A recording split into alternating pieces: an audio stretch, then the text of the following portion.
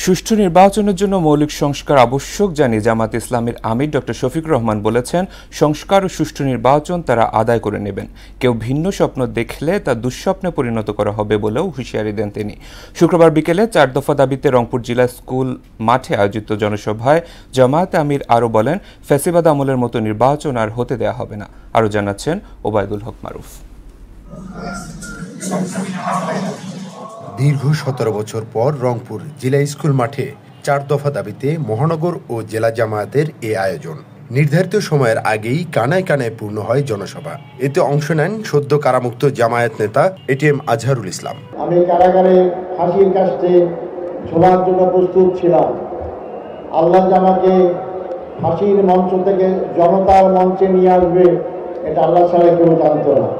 এ সময় জামায়াত নেতারা বলেন, লেভেল প্লেইং ফিল্ড নিশ্চিত ছাড়া কোনো নির্বাচন হলে জাতি তা মেনে নেবে না। মৌলিক সংস্কার, অপরাধীদের বিচার, পিআর পদ্ধতি, স্থানীয় সরকার আগে নির্বাচন দেওয়া, লেভেল প্লেইং ফিল্ডের যত দাবি পূরণ না করে নির্বাচন দিলে এই জাতি সেই নির্বাচন নিরপেক্ষ হবে বলে বিশ্বাস করতে পারছে না।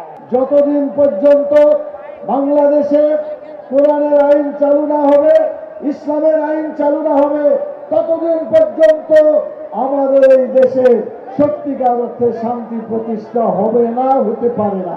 জনসভায় জামায়াত আমির ডাক্তার শফিকুর রহমান বলেন, সংস্কার ও সুষ্ঠু নির্বাচন দুটোই আদায় করে নেবে জামায়াত। সুষ্ঠু নির্বাচনের জন্য কতগুলো মৌলিক সংস্কার অবশ্যই করতে হবে। আমরা সেই সংস্কারগুলোর কথা বলেছি। আমরা ওই সংস্কারও আদায় করে ছাড়বো এবং সুষ্ঠু নির্বাচনও আমরা ইনশাআল্লাহ আদায় করে ছাড়ব। দেশে চলমান নানা অপকর্মের কথা উল্লেখ করে ডাক্তার শফিক বলেন, ফ্যাসিবাদ নির্মূল না করা পর্যন্ত লড়াই চলবে। জীবন দেওয়ার জন্য প্রস্তুত হও, লড়াই চালিয়ে যাও। মানবতার মুক্তি নিশ্চিত না হওয়া পর্যন্ত তোমাদের লড়াই যেন অব্যাহত থাকে। জনসভায় রংপুর বিভাগের 33টি আসনের প্রার্থীদের নাম ঘোষণা করে তাদের বিজয়ী করার আহ্বান জানান জামায়াত আমির। ওবায়দুল হক মারুফ, মোহনা সংবাদ, রংপুর।